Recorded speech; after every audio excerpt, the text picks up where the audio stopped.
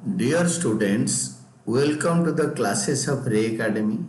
Today we are studying the practicals on journal. Journal को कैसे journal entries को कैसे जर्नल में लिखते हैं। तो pass journal entries for the following transactions. Gurman started business with cash. तो हम जर्नल का फॉर्मेट बनाएंगे। डेट पहले लिखेंगे जर्नल ऑफ गुरमान, नाम दे रखा है तो इसलिए लिख देंगे कि गुरमान का जर्नल है। Date, particulars, ledger folio, debit rupees, credit rupees.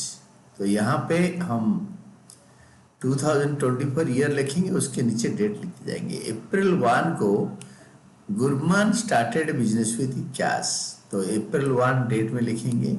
इसमें दो अकाउंट होता है, एक होता है कैश, एक होता है कैपिटल।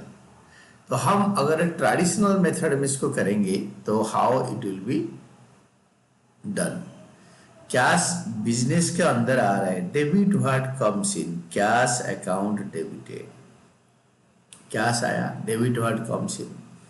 और ओनर जब देता है तो बोलते हैं कैपिटल, ओनर जब लेता है बोलते हैं ड्राइंग्स। तो यहाँ पे ओनर पैसे दे रहा है बिजनेस के लिए, तो increase in credit the giver to capital account, तो ओनर पैसे दे रहा है। और नरेशन लिख दो, स्टार्टेड बिजनेस विद कैश या कैपिटल इंट्रोड्यूस्ड बाय गुरमान, कुछ भी रिलेट करके लिखो। Then your second entry, purchased furniture for cash 5000, purchased furniture for cash 5000। April 2 date है, फर्नीचर और कैश दोनों एसेट है।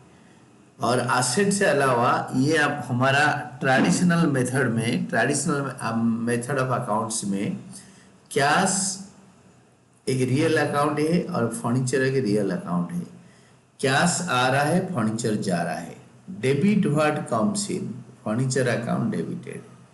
Credit what goes out, cash is going out, तो furniture account debited to cash account.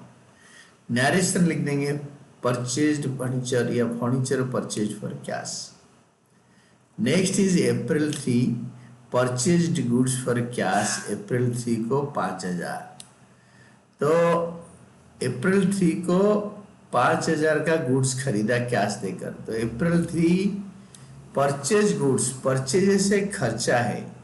Traditional method में debit all expenses and losses, purchases account debited 20,000। And cash एक real account है, credit what goes out to cash account, purchases account debited to cash account. Goods purchased for cash, narration लिख देंगे। Then April 4, purchase goods from Hari and company, जब नाम होता है तो उधारी, हरी एंड कंपनी उधार में दिया goods. Purchase goods from Hari and company, और हरी एंड कंपनी जब उधार में दे रहे हैं तो this is 1 lakh, 1 lakh Hari and company से उधार में हमने लिया। तो जब उधार में लेते हैं हमारा खर्चा बढ़ रहा है, हम उधार में खरीदे क्योंकि नाम दे दिया। तो अप्रैल 4 को डेट लिखा, परचेज से खर्चा होता है, increase in expenditure is debited या debit all expenses. Traditional method में जर्नल का रूल होता है इंक्रीज ऑल एक्सपेंसेस, तो purchases debited 1 lakh. And Hari and company हमें उधार में दे रहे हैं, तो हरी एंड कंपनी जो personal account, credit the giver to Hari and company 1 lakh. Narration होगा गुड्स परचेज्ड एंड क्रेडिट, खाली नाम दे रखा है तो उधारी। Then sold goods against cash, cash लिया और सेल्स दिया। कैश हमारा रियल अकाउंट होता है। अप्रैल 5 तारीख को हमने कैश लिया, तो कैश एक रियल अकाउंट होता है, डेट लिखा। और debit what comes in, cash account is coming into the business, real account, debit what comes in, cash account debited. And credit all revenues and gains to sales account, sales हमारा revenue या gain है 20,000। Narration लिख देंगे goods sold for cash. Then किसी आदमी को goods बेचा April 6 तारीख को, sold goods to Ramesh and company 75,000। Ramesh and company नाम आ गया तो उधारी, तो debit the receiver. Ramesh and company ने अप्रैल 6 तारीख को हमसे रिसीव किया, डेट लिखा है अप्रैल 6। Ramesh and company debited, debit the receiver, उधार पे ले रहा है। रमेश एंड कंपनी डेबिटेड, नाम के पास यूजुअली अकाउंट लिखते नहीं है तो इधर भी हमने अकाउंट नहीं लगाया। Credit revenue, all revenues and incomes, credit incomes and gains, sales हमारा इनकम होता है इसलिए क्रेडिट करा, तो goods sold on credit. Next one is April 7, हम क्वेश्चन पढ़ेंगे then will come back. Paid salary to staff in cash, ये देखो April 7, 8, 9, 10 paid salary, paid electricity bill, paid telephone bill, ये सारे salary account debited, electricity bill account debited, telephone bill account debited, stationery expenses account debited, ये purchase stationery, ये सब debit होगा। Debit all खर्चा, तो debit all expenses and losses traditional method में। And credit all, credit what goes out, ये इस चारों केसेस में कैश जा रहे हैं। Credit what goes out, cash जा रहा है, तो ये चारों केसेस का एक ही एंट्री दे देंगे, एक ही नहीं अलग अलग डेट है, अलग अलग एंट्री होगा। 7, 8, 9, 10 I tell you categorically. April 7 salary account debited, April 8 electricity expenses account debited, April 9 telephone expenses account debited, April 10 stationery account debited. ये सारे खर्चा है, डेबिट ऑल एक्सपेंसेस। और यहाँ पे अमाउंट लिख देंगे 15,000, 2,000, 500 एंड 250।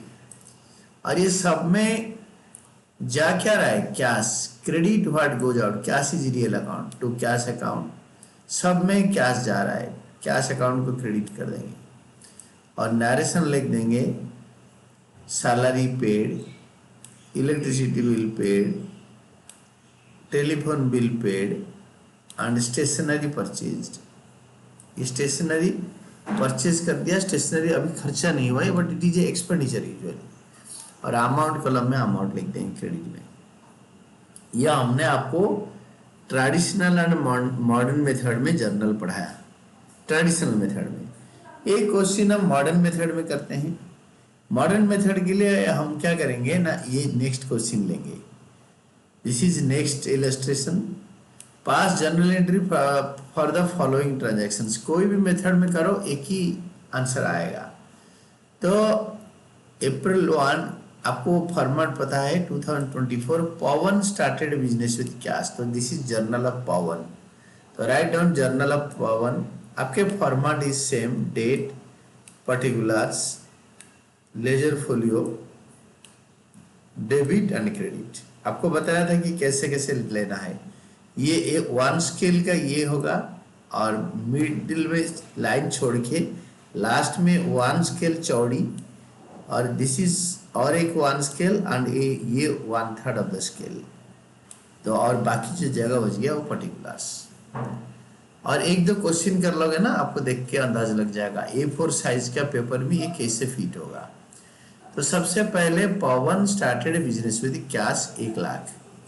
अगर पवन बिजनेस स्टार्ट कर रहा है तो अप्रैल 1 को 1 लाख दिया, तो अप्रैल 1 को हम लिखेंगे date. Cash is an asset, तो एसेट बढ़ रहा है, कैश बिजनेस में बढ़ रहा है, increase in asset is debited, cash account debited. और पवन का कैपिटल ही बढ़ रहा है क्योंकि पवन बिजनेस में पैसे लगा रहा है, तो बिजनेस पवन से कैपिटल उधार ले रहा है, it is a internal liability.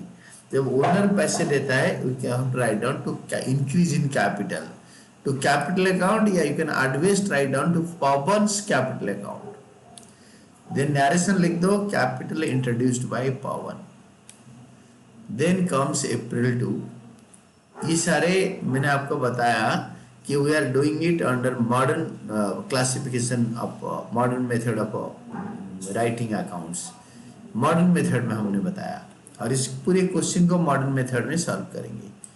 You do either modern और traditional, both of them will be producing the same result. Opened bank account with check from savings account. Bank account में bank account खोला savings account से check देकर। Savings account हमारा घर का private account होता है, पवन जी का घर का प्राइवेट अकाउंट होता है। तो पवन अपना घर का अकाउंट से पैसे बैंक में लगाया, बिजनेस में बैंक में अकाउंट ओपन किया, तो बैंक बढ़ रहा है, बैंक एक एसेट है, और घर का private account is capital account, savings account, और बिजनेस अकाउंट को हम बोलते हैं करेंट अकाउंट। तो हम क्या करेंगे ना, बैंक हमारा बढ़ रहा है, बैंक हमारा एसेट है मॉडर्न मेथड में। अप्रैल 2 को increase in asset is debited, bank account debited 50,000। To capital account increase in capital is credited, increase in capital is credited। Rule है कैपिटल अकाउंट का। तो नरेशन लिख देंगे, bank account opened with personal cheque और from savings account cheque, और from cheque from saving account with cheque from saving account. Then April 3 में आपका आएगा purchased computer against cash. April 3 purchased computer against cash. Computer एक asset है, cash another asset है। Computer आया, computer बढ़ रहा है, कैश घट रहा है, कंप्यूटर बढ़ रहा है, कैश घट रहा है। Increase in asset is debited. April 3 को increase in asset is debited, and तो अप्रैल 3 को कंप्यूटर बढ़ रहा है, computer increase in asset is debited and decrease in asset is credited to cash account. दोनों एसेट है, कंप्यूटर को debit कर दिया और कैश को क्रेडिट कर दिया। देन और नरेशन होगा purchased computer for cash. Then next comes your April 4 paid for repairs of office.